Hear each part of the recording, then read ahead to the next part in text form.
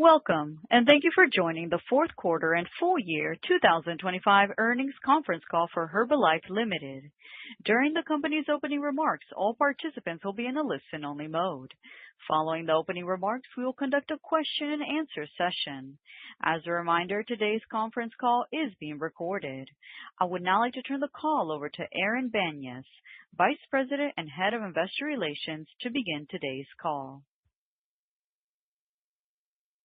Thank you, and welcome to everyone joining us. With us today are Stephan Gratziani, our Chief Executive Officer, and John DeSimone, our Chief Financial Officer. Before we begin today's call, I would like to direct you to the cautionary statement regarding forward-looking statements on page 2 of our presentation and in our earnings release issued earlier today, which are both available under the Investor Relations section of our website. The presentation and earnings release include a discussion of some of the more important factors that could cause results to differ from those expressed in any forward-looking statement within the meaning of the Private Securities Litigation Reform Act of 1995. As is customary, the content of today's call and presentation will be governed by this language. In addition, during today's call, we will be discussing certain non-GAAP financial measures. These non-GAAP financial measures exclude certain unusual or non-recurring items that management believes impact the comparability of the periods referenced. Please refer to our earnings release and presentation materials for additional information regarding these non-GAAP financial measures and the reconciliations to the most directly comparable GAAP measure. And with that, I will now turn the call over to our CEO, Stephan Gratziani. Thank you, Erin, and thank you all for joining us today. As we look back on 2025, I want to take a moment to reflect on what we have accomplished and, more importantly, discuss where Herbalife is headed and how we are positioning the company for long-term growth. Our vision is clear: to be the world's premier health and wellness company, community, and platform. And in 2025, we took deliberate steps to ensure our vision is supported by a strong and resilient financial foundation. We executed with discipline, reducing our total leverage ratio to 2.8 times. This meaningful step down from 3.9 times at the end of 2023 underscores the strength of our business and our strong, sustainable cash generation. We also sharpened how we operate, how we engage, and how we create value for our community, the company, and our shareholders. And we are advancing innovation, modernizing our digital ecosystem, and deepening engagement across our distributor network. With the momentum generated in 2025, we enter 2026 in a position of strength, advancing our strategy to build a more innovative and digitally enabled Herbalife. Let's turn briefly to our fourth quarter and full year financial performance. Q4 marked our second consecutive quarter of year-over-year net sales growth, with net sales of $1.3 billion, up 6.3%. India delivered its highest quarterly net sales in Q4, and even without India's outperformance, our Q4 net sales would have still come in above the midpoint of our guidance range. Adjusted EBITDA for the quarter was $156 million. For the full year, net sales were up nearly 1% to just over $5 billion. And excluding FX, net sales were up 2.5% compared to 2024. Full year adjusted EBITDA was $658 million, with margin at 13.1%. Marking our second consecutive year of adjusted EBITDA and margin expansion. And we exceeded guidance for both the fourth quarter and full year on each of these metrics. For the year, we generated $333 million in operating cash flows, and we continued strengthening the balance sheet, repaying $283 million of debt in 2025. It was a strong close to the year, and behind these positive financial outcomes is a growing, engaged distributor network. Equipping them for success is one of our top priorities. This commitment is reflected in the continued strengthening of our distributor network. In Q4, North America delivered its second consecutive quarter of double-digit year-over-year growth in new distributors, up 19%. Latin America continued its positive trend, achieving its seventh consecutive quarter of year-over-year growth. And while new distributors joining worldwide was down 5% versus a very strong prior year, the two-year stack provides a more meaningful view. On a two-year basis, new distributors are up 16%, with 4 of our 5 regions reporting increases, reflecting sustained multi-year momentum. These results underscore the foundational work we have done to support our distributors with enhanced training, improved digital tools, and comprehensive resources, all tailored to the needs of each region and designed to position them for success. We will continue to provide them with innovative products and effective tools and training to help them generate interest, drive stronger engagement, increase repeat purchases, and maximize long-term customer value. Innovative products are a key part to that equation. Providing our distributors with products that excite existing customers, attract new customers, and support increased sales remains central to our strategy. Driven by this commitment, 2025 was a strong year for product innovation as we continued to broaden and strengthen our portfolio across key categories. In July, we advanced our weight management offering with the successful launch of MultiBurn. In September, we broadened our skincare portfolio with HL Skin in EMEA, which is based on cutting-edge K-beauty formulations and supported by an AI-powered facial analysis tool.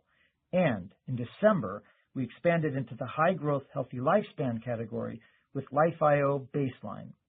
Beyond these innovative launches, we continue to optimize our global product portfolio to align with the evolving consumer trends and preferences, while tailoring our offerings to resonate with local markets.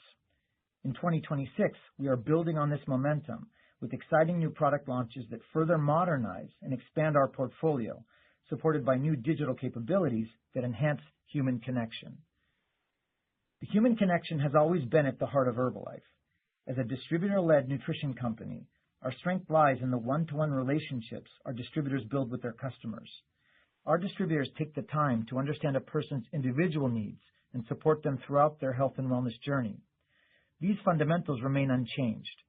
What is changing is how we deliver them, because we see a future of health and wellness that is even more personalized, data-driven, proactive, and accessible. We are modernizing the experience to make it more connected and more effective. We will continue to provide curated product recommendations while laying the groundwork to deliver personally formulated nutritional supplements. Over time, this personalization will leverage data and insights from multiple inputs, such as blood biomarkers and connected devices. Central to this strategy is Protocol, our health and wellness operating system. Since acquiring the Protocol technology in April of 2025, our focus has been on building a digital experience that supports the strength of our business, leveraging digital tools to enhance, not replace, the human connection at the core of our go-to-market strategy. We've implemented a strategic phased beta rollout designed to integrate in-market insights from distributors and customers, enabling us to enhance capabilities and introduce new features in a way that drives the greatest impact. In December, we advanced to the second phase of our beta program with the release of Protocol Beta 2.0, which included enhancements to the recently launched distributor marketing pages and coach dashboard. We believe our phased strategy is working. The beta group is engaged, providing feedback that is helping us refine the digital experience to ensure it integrates into distributors' daily methods of operation and meets real-world needs. We have expanded the availability of beta access to distributors and customers in the U.S., Canada, and Puerto Rico, and will begin extending it to select EMEA markets this year. Protocol is more than a digital tool. It's a key strategic component of our platform vision. It adds a connective, digital layer that enhances distributor engagement, supports customers in building sustainable nutrition and healthy lifestyle habits, and generates data that helps our distributors support customers more effectively. Over time, we believe this approach will broaden our reach, making Herbalife more attractive to a wider audience of future customers and distributors. By combining Protocol's data and technology with our recently acquired proprietary manufacturing capabilities, we are set to deliver precision-made nutritional supplements tailored to an individual's needs and goals at scale.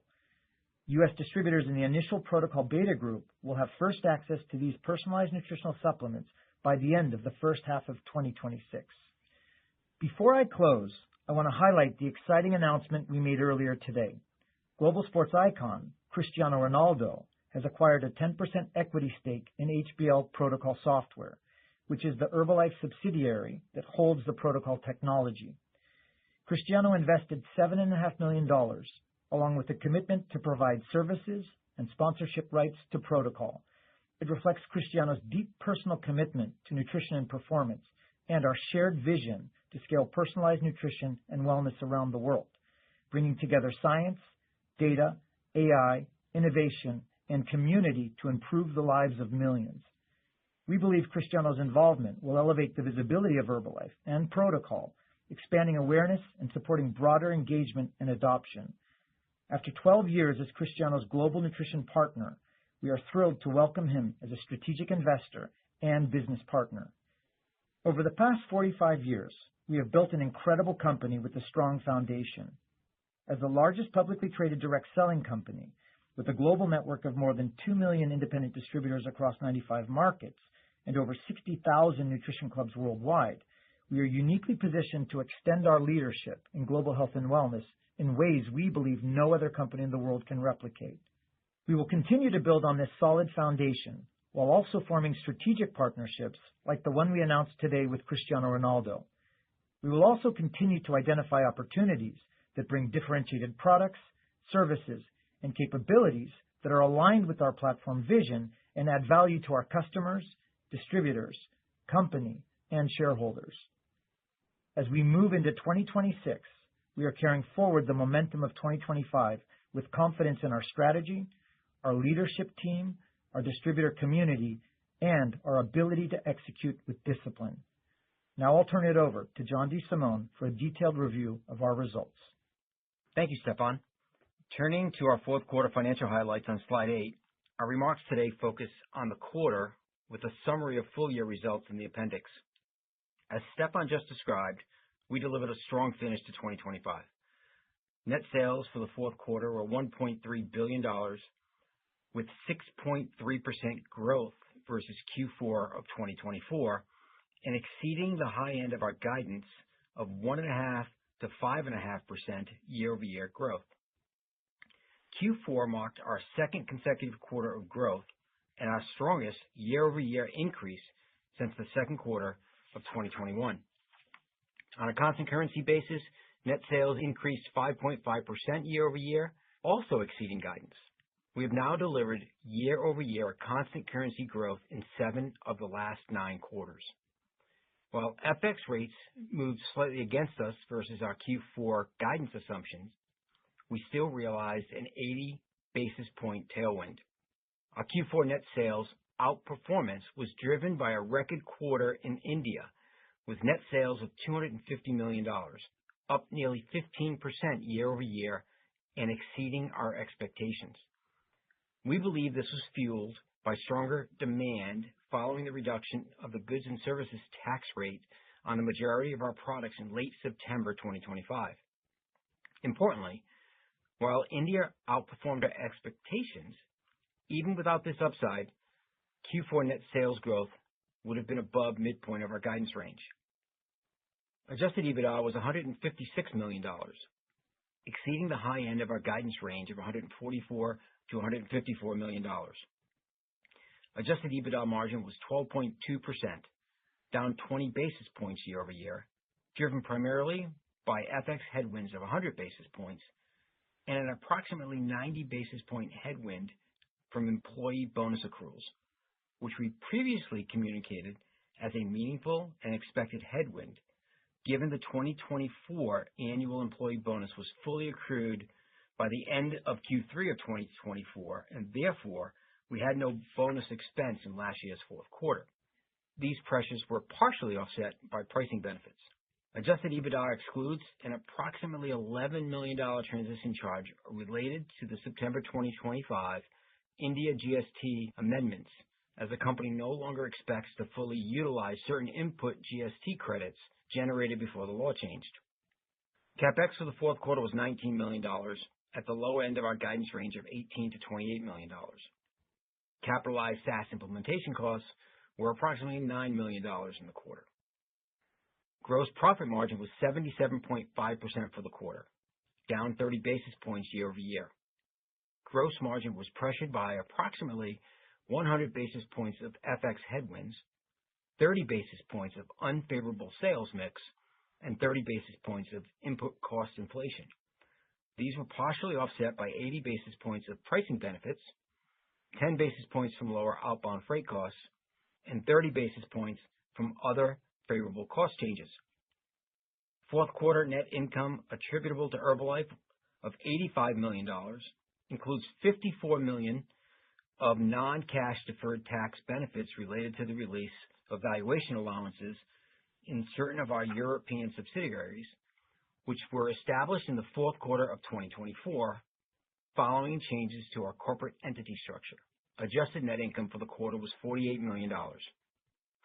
Adjusted diluted EPS of 45 cents includes a 7 cents FX headwinds versus the fourth quarter of 2024. Our adjusted effective tax rate was 34.7%, down from 40.6% for the Q4 of 2024, which drove an approximately 4-cent favorable impact to adjusted diluted EPS. The lower effective tax rate in 2025 was driven primarily by the geographic mix of income, partially offset by non-cash updates to our assessment of uncertain tax positions. For the full year 2025, our adjusted effective tax rate was 29.1%, slightly above our expectations of 27 to 28% due to discrete items in the quarter, but still below last year's tax rate of 30.2%. For full year 2026, we expect our adjusted effective tax rate to be approximately 30%, in line with 2025. Operating cash flow was another highlight this quarter at $98 million, up 41% year over year. For the full year, operating cash flow totaled $333 million, up 17% versus 2024, and underscoring the durability of our cash generation. Credit agreement EBITDA for the fourth quarter was $173 million. We also repaid $30 million of debt in the quarter, maintaining a total leverage ratio of 2.8 times, while also increasing our cash balance by approximately $50 million. For additional details regarding the adjustments between adjusted EBITDA and credit agreement EBITDA, as well as the calculation of our total leverage ratio, please refer to the presentation appendix and the earnings press release. Turning to slide 9. Reported net sales for the quarter increased 6.3% year over year, while constant currency net sales were up 5.5%. We achieved year-over-year volume growth on a worldwide basis for the second consecutive quarter, up 3.1%. Pricing benefits were approximately $40 million in the quarter, and country mix represented approximately $10 million headwind to net sales. FX had a favorable impact of approximately $9 million in the fourth quarter, representing year-over-year tailwind of 80 basis points I mentioned earlier. Moving to slide 10, we have the regional net sales results for the fourth quarter. 3 of our 5 regions delivered year-over-year net sales growth in the fourth quarter on both a reported and local currency basis. On a sequential basis, these same regions showed sequential improvement on both a reported and local currency basis. Latin America delivered its second consecutive quarter of double-digit year-over-year growth. Reported net sales increased 18%, with local currency results up 11%. Results reflected favorable year-over-year pricing and sales mix, approximately 3% volume growth, and a 660 basis point FX tailwind. Within the Latin America region, Mexico posted another solid quarter, with reported net sales up 19% year-over-year and local currency net sales up 9%, driven primarily by favorable year-over-year pricing, approximately 3% volume growth, and significant FX tailwinds. EMEA reported net sales growth for the third consecutive quarter, with reported net sales up 9% and local currency net sales up 5%. Higher year-over-year pricing, favorable sales mix, and FX tailwinds were partially offset by less than a 2% decline in volume. In Asia Pacific, reported net sales increased 5% year-over-year, while local currency net sales were up 9%, driven by approximately 9% volume growth and favorable pricing, partially offset by unfavorable sales mix and FX movements. As I mentioned earlier, India delivered its highest quarterly net sales in the fourth quarter, with reported net sales up 15% year-over-year and 21% up in local currency. Top-line growth was driven primarily by an approximately 18% increase in volume, along with a favorable year-over-year pricing and sales mix, partially offset by FX headwinds. In North America, sales declined by less than 1% year-over-year on volumes that were down less than 2%. This is consistent with the expectations we've previously communicated. Execution remains strong and momentum continues to build as we enter 2026. We expect the North American region to deliver full-year net sales growth in 2026. China net sales were down 4% year-over-year on a reported basis and 6% on a local currency basis, driven primarily by an 11% year-over-year decline in volume. This was partially offset by favorable impacts from changes in the benefits and timing of the China Customer Loyalty Program, as well as favorable FX. Turning to slide 11, we see the key drivers of the year-over-year improvement in fourth quarter adjusted EBITDA. Despite an approximately 100 basis point FX headwind and an approximately $11 million employee bonus accrual headwind, given the 2024 bonus was fully accrued by the end of Q3 2024, as I previously mentioned. Adjusted EBITDA for the quarter was $156 million, with margins of 12.2%. On a constant currency basis, adjusted EBITDA was $168 million, underscoring the continued underlying strength of our business. Looking at the bridge, we first see the drivers of the year-over-year change in gross profit, including our second consecutive quarter of volume growth, along with pricing benefits, partially offset by unfavorable sales mix and input cost inflation driven by lower absorption rates. Salaries represented approximately $8 million headwind, largely reflecting merit increases implemented in the first quarter of 2025. Promotional-related expenses declined by approximately $6 million year-over-year. And lastly, unfavorable year-over-year FX movements resulted in an approximately $12 million reduction in adjusted EBITDA. Before moving on, I want to highlight a presentation change we made to the financial statements to simplify how we report distributor-related compensation and to better align with how we model these costs internally and have historically presented them in the segment disclosure in our 10-K and 10-Q. In summary, we have separated selling expenses from SG&A. We've taken the service fees of our China independent service providers and combined them with distributor compensation previously reported as royalty overrides. These expenses are now presented together within selling expenses on the P&L. Similar updates were made to the balance sheet and cash flow presentation. Importantly, this had no impact on prior period results or key financial metrics. This was simply a presentation change that combined distributor and service provider related payments within our financial statements. For those looking for continued visibility into China independent service provider fees, that information remains available in our segment reporting disclosures in both the 10-K and 10-Q. For additional details, please refer to the presentation appendix, earnings press release, and Form 10-K. Moving to slide 12, I'll provide an update on the capital structure. We ended the quarter with $353 million of cash, up nearly $50 million from the end of the third quarter of this year. During the quarter, we made the scheduled $5 million amortization payment on the Term Loan B and repaid the $25 million outstanding under the revolving credit facility as of September 30th. As of December 31st, the revolver was undrawn. Over the last 2 years, we have paid down over $530 million of debt and reduced our leverage ratio from 3.9 times to 2.8 times. Our financial profile today is much stronger than it was 2 years ago, and depending on market conditions, we may consider refinancing portions of our existing debt.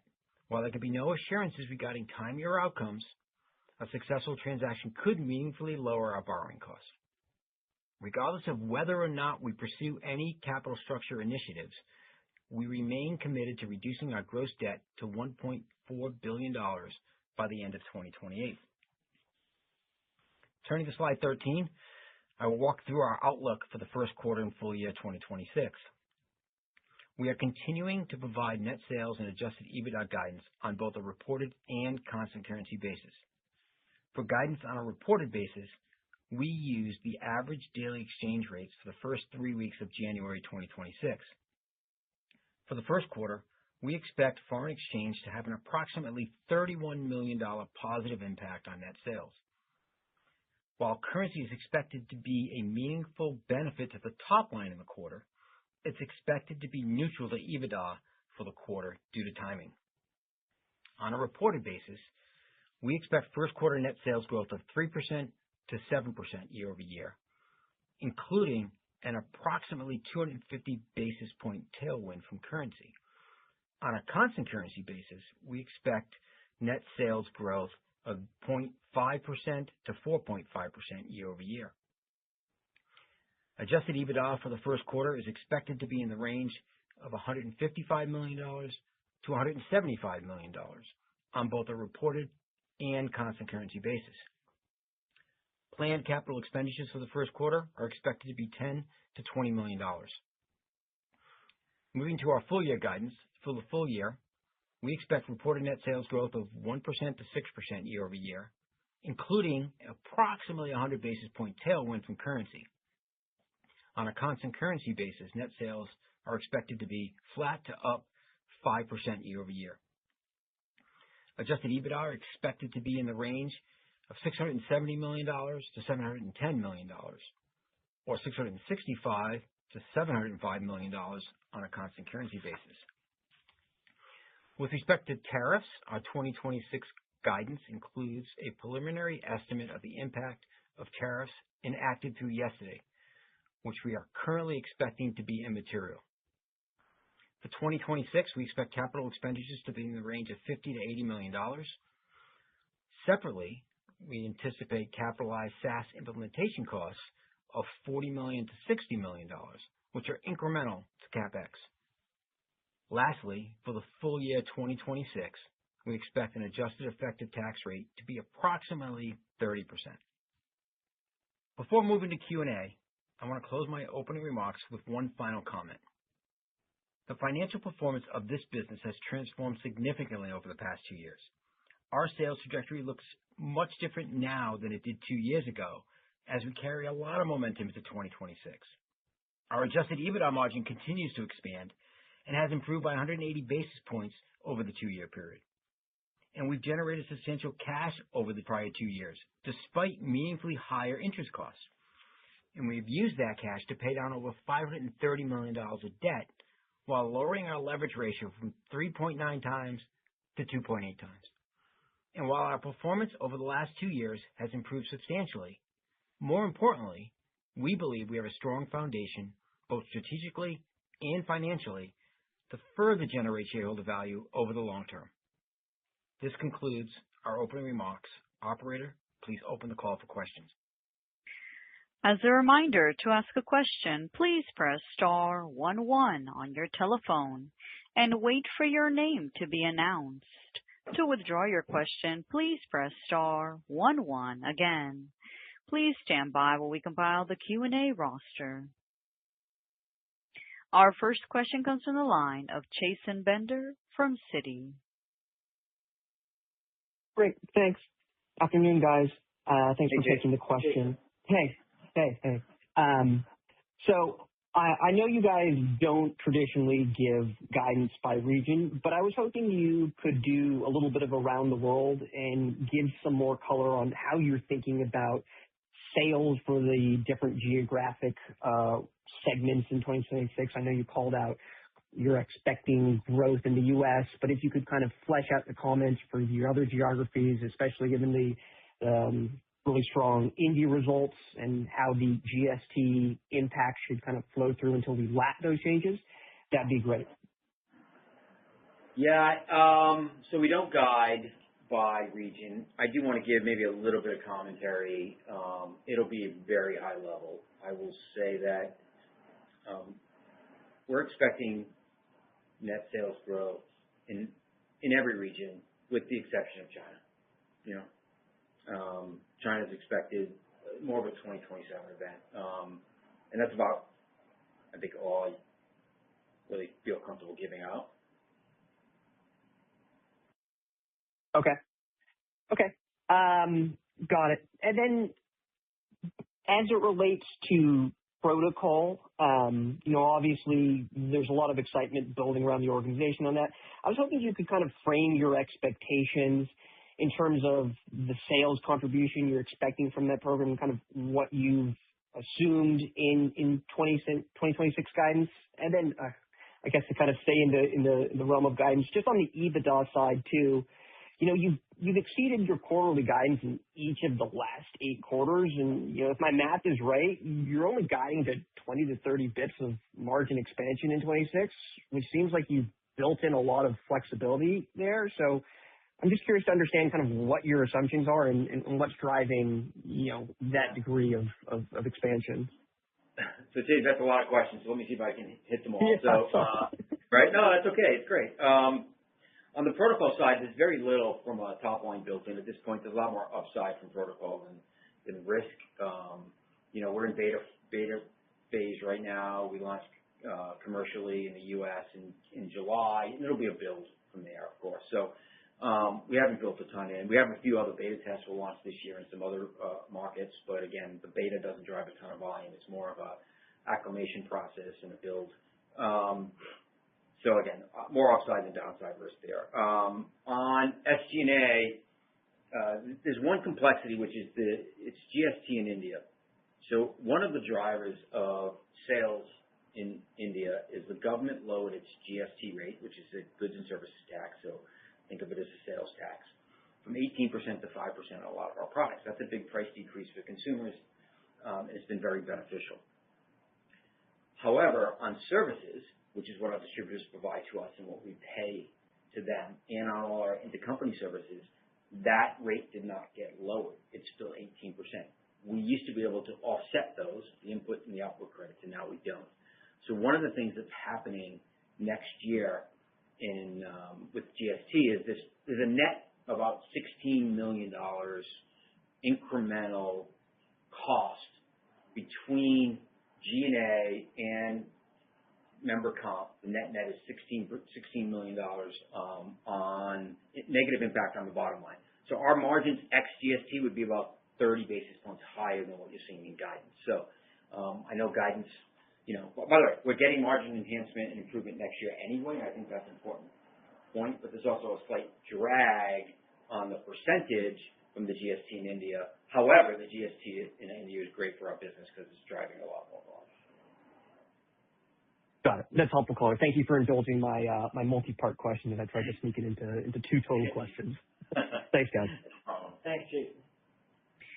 Thank you. One moment for our next question. Our next question comes from the line of Nicholas Sherwood from Maxim Group. Hi, good afternoon. Thank you for taking my question. Kind of looking at the product categories, energy, sports, and fitness was the fastest grower in 2025. Can you kind of talk about where that momentum came from and how you expect to continue that in 2026? Well, if you look historically over the last few years, matter of fact, I don't even know how many years, but it goes back quite a ways. We've been seeing that category outpace our overall performance as a company.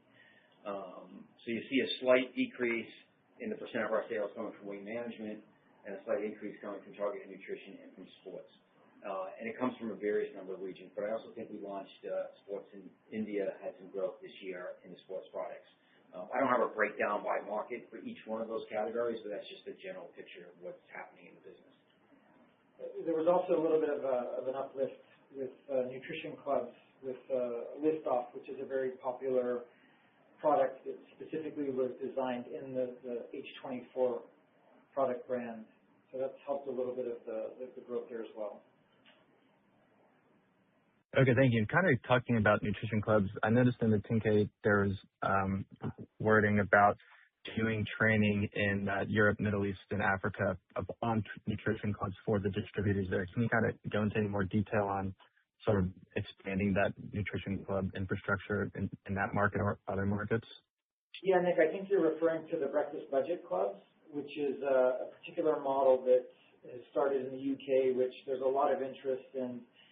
We do kind of biannual master classes where we'll have thousands of people actually that will come either virtually or physically to learn about this particular model that started in the United Kingdom, which now is starting to take roots in other markets as well. It's a really powerful, small club, grassroots, where people are literally coming to the club every single day. They're interacting with distributors, they're weighing themselves, they're talking about what kind of food they're eating, they're taking products, and it's really a community-driven one. We actually have a little bit of an uptake as well here in the United States with some of the distributors that have gone to the UK and understanding the model. So, that's part of the strategy that we have in terms of master classes and making sure that our distributors understand what's happening in different markets so they can see how it relates to their own and to be able to kind of import it into models and areas and geographies that make sense for them. Thank you. And then my last question is, positive sales leader retention rates, especially in North America and Latin America in 2025. How much is that attributed to, some of these training programs that have been going on for almost 2 years now, such as the Mastermind program, and kind of where are you seeing as why so many more sales leaders were retained in 2025 compared to 2024? Yeah, I think you see an incremental improvement. We have a very strong sales leader base, and so all of these programs that are designed to support them better education, better support. The key account management program, which has key account managers that are working with certain levels of leadership and going through their business metrics. I think everything helps. I just revert back to my experience as a distributor leader of an organization, and the more educated people are, the more understanding, the better strategy they have towards their business. It all makes a difference. So I think it's hard to point to one thing. I think it's really the totality of the things that we've been doing over the last couple of years. But it definitely, all the pieces make a difference. Okay, thank you. I'll return to the queue. Thank you. One moment for our next question. Our next question comes from the line of William Reuter from Bank of America. Good afternoon. Hello. Hi. So my first question is around products and how much they may have contributed to expanded sales in fiscal year 25 versus previous years.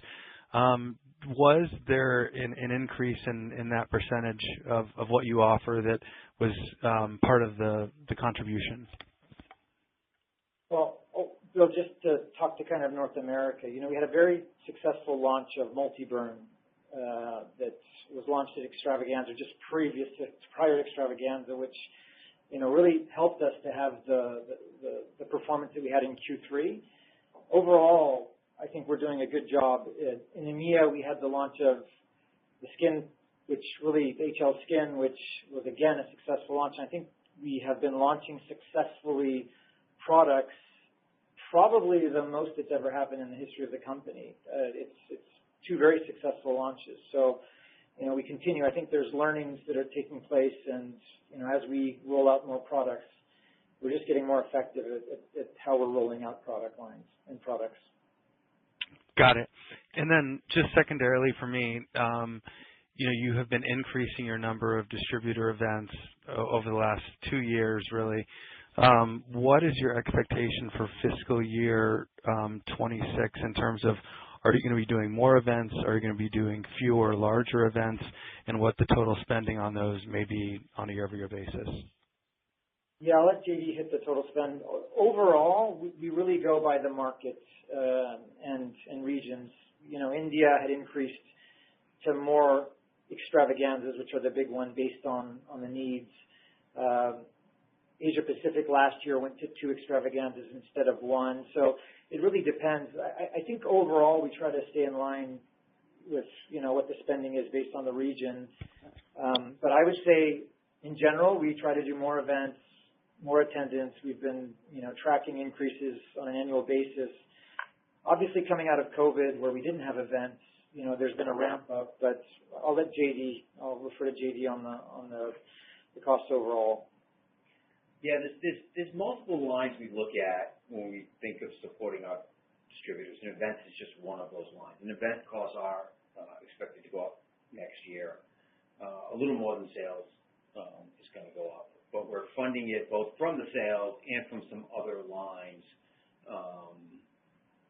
in the advertising promotion area. So it's not a material change overall. Got it. All right. Thank you. I'll pass to others. Thanks. Thanks, Bill. Thank you. One moment for our next question. Our next question comes from the line of John Baumgartner from Mizuho Securities. Good afternoon. Thanks for the question. Good afternoon. Hey, John. I'd like to ask, Stefan, I'd like to ask, as you're making these investments in the personalized technology and more specialized new products, the multi-burn, the Life IO, it really feels like a new Herbalife that's much more geared to where the health and wellness market is going. And as you move down this path with an evolving product portfolio, how do you think about product customer fit? Is there a need to maybe also augment your legacy customer base with maybe higher income households or consumers who are more intense users of supplements? Just how do you think about complementing an evolving product offering with also evolving or expanding your consumer base to maximize the revenue opportunity? Yeah, it's a great question, John. I think the strength of our business when you look across the geographic regions is you have different levels of people using the products through different models for different reasons. Number one, we believe there is a more sophisticated customer that has higher expectations in certain markets. The United States, for example, Europe, another example. There's other markets that lag a little bit just in terms of what they're seeing and what the competition is doing. Overall, as a company, we believe that the world will come to a place where everyone wants a more personalized solution, and for some that means a bespoke, personalized formulation in a product in certain markets. In others, it means just the best data that leads for the certain individual, the best product for them. And so, we're expanding the breadth of what we're offering to attract more people. And I appreciate, by the way, the comment just on kind of a new Herbalife. That's the goal, that we can go out and attract customers like you've seen with Multi-Burn, with Baseline. And we believe ultimately with a personally formulated product, which actually there's, I don't want to say zero competition, but very small competition for. We want to own that category. And so, we believe that it's going to attract customers that we never would have had. At the same time, we want to double down and be more strategic on the current business that we have, because it's an existing $5 billion business across 95 markets. And so, our strategy is across everything, actually. We want to expand, we want to attract more, but we actually want to engage more of our current customer and go deeper in the product lines that we have. One of the things, and no one's mentioned it yet, so I'll just make mention of it right now. The other announcement that we made today around Cristiano Ronaldo, so number one, you have an athlete that is probably, number one, has the most following in the world in terms of any athlete. Number two, he's now 40 years old, but is still competing at the highest level in terms of performance. And it's someone that his entire career has been built around measuring and having inputs into his own health and wellness and performance, and then personally, customizing by formulation and by curation what to take in terms of supplementation. That's how we got together 12 years ago in terms of a partnership. And so then his lifestyle, right, in terms of how much sleep does he get, the recovery, all of the things that he does to recover to be at the top of his performance.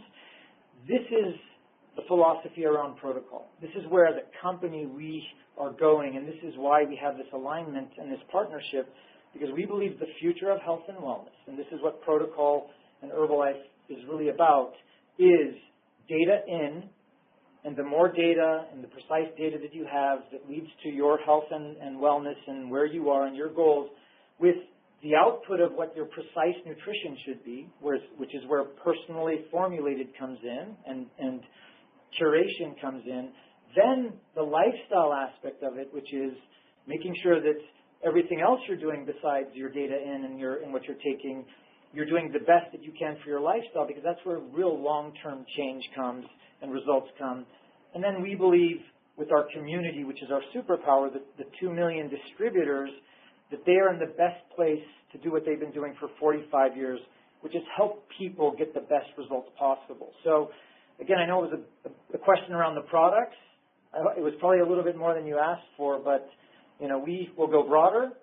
We're going to go and get more different types of customers, and we're going to support the existing and go deeper in the current markets and portfolios that we have. So we're super excited about where we're going in the future. That was great. Thanks, Stefan. And then my follow-up, India. The volume growth there had decelerated going back to, I think, around mid-2024, but you saw a really nice bounce back in Q4 25. And, John, you mentioned the GST benefit, and I'm curious the extent to which you saw any sort of related one-off benefits supporting volume this quarter relative to the extent to which this reduced GST, you can ride that as a tailwind until it's lapped, late in 2026. Thank you. Yeah, so we expect it to be a tailwind until we lap it in late September of 2026. It may be a declining tailwind. I mean, the GST is not going to change from this reduced rate. At least that's not our expectations, right? But maybe the excitement around it will get reduced a little bit. But it'll definitely, in our expectations, it will definitely be a tailwind for the next 9 months. Great. Thanks for your time. Thanks, John. Thank you. One moment for our next question. Our next question comes from the line of Carolyn Popelka from Barclays. Hi, this is Carolyn Popelka on for Hale Holden. My question relates to the distributor-to-member model. We've seen pretty outsized distributor growth, especially on a 2-year stack.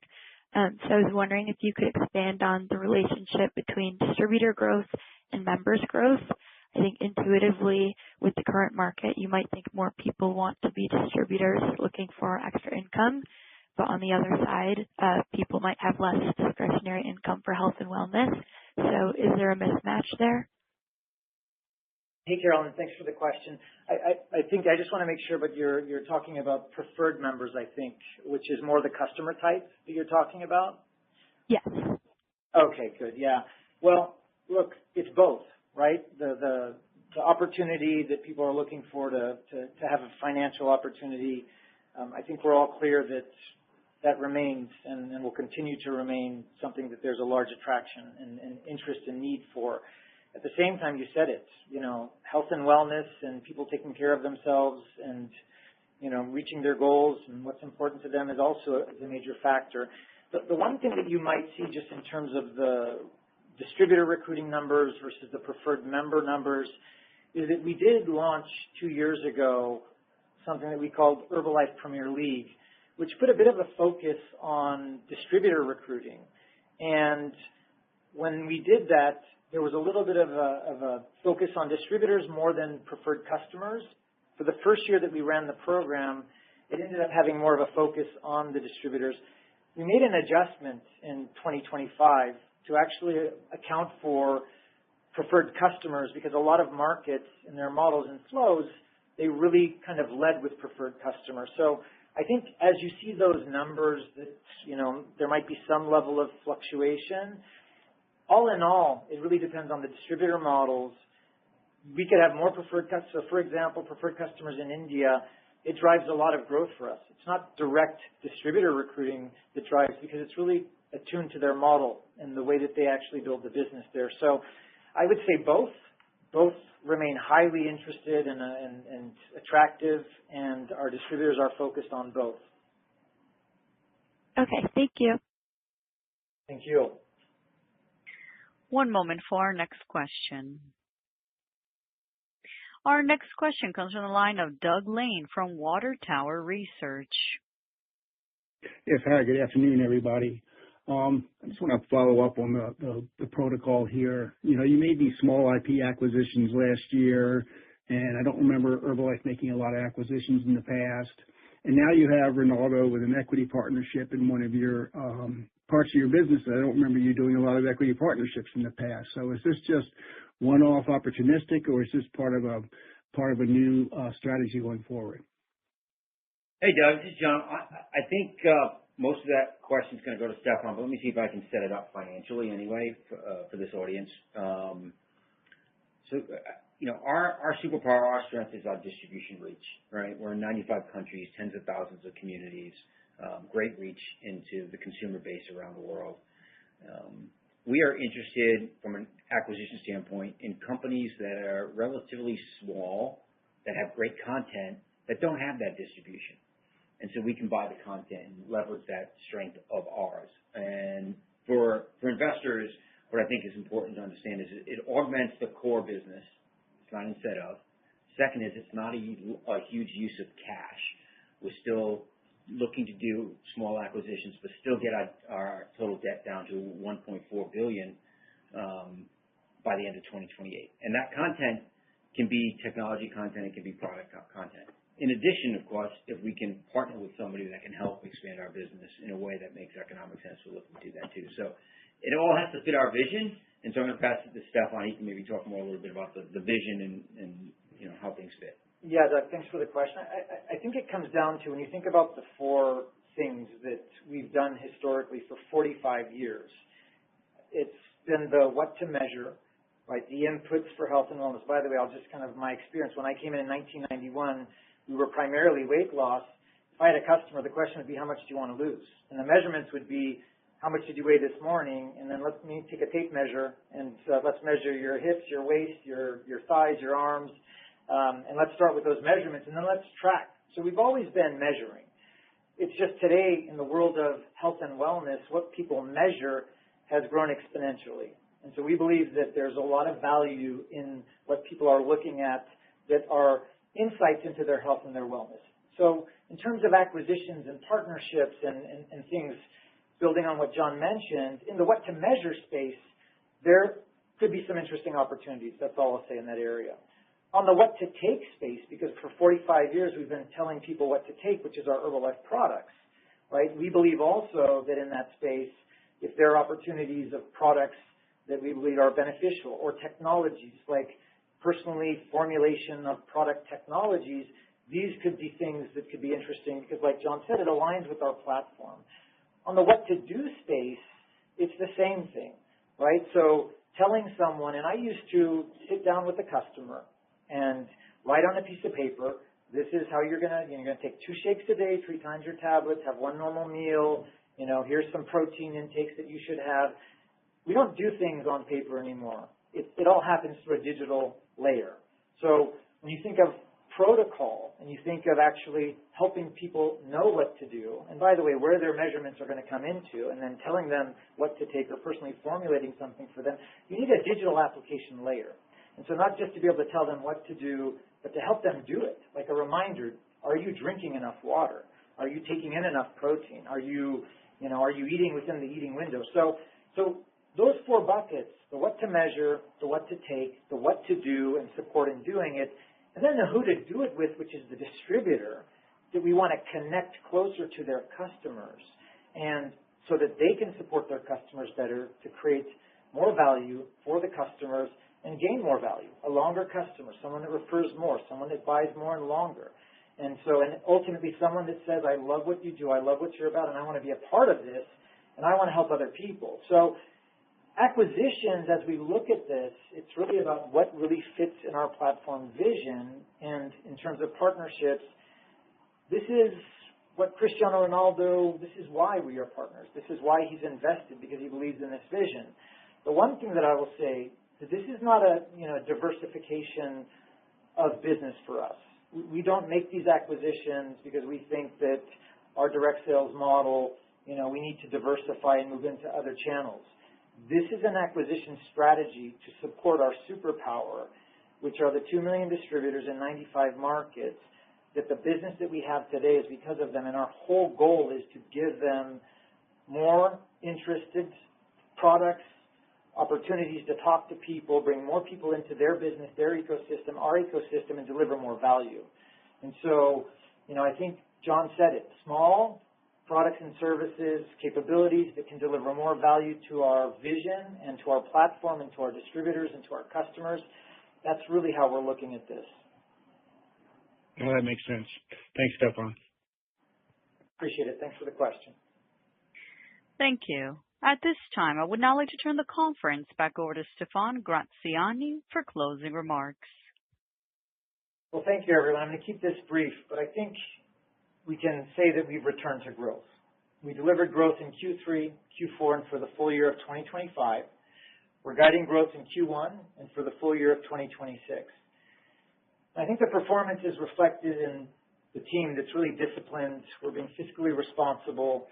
We strengthened the foundation, expanded margins, generating strong cash flows, fortified the balance sheet, reduced total leverage down to 2.8 from 3.9. And we're positioning the company for sustainable and profitable growth. And we're looking at things differently.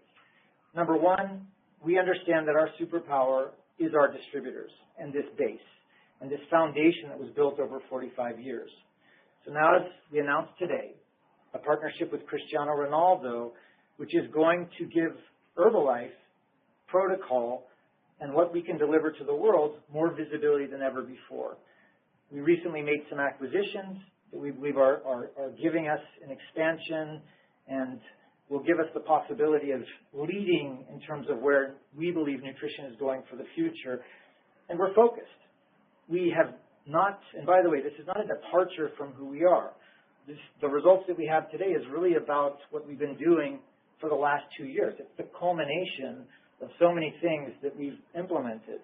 Market optimization efforts, the Diamond Development Mastermind, key account management programs, the Premier League, bringing in Eric Gorey to support our distributor leadership, product launches, master classes in DMO, and so many different things. So doubling down on our existing business, doubling down on the fact that we believe that the direct sales channel and our distributors and Herbalife in the 45 years and the 60,000 nutrition clubs around the world puts us in a position to do something that no other company can do. And so we thank you for being with us. And it's kind of a little bit of an inside joke, because I think I'm ending every quarter by saying, stay tuned next quarter. And you've been doing that. So I thank you for that. And I'll just end with saying, stay tuned until next quarter. Thank you, everyone. This concludes today's conference call. Thank you for participating. You may now disconnect.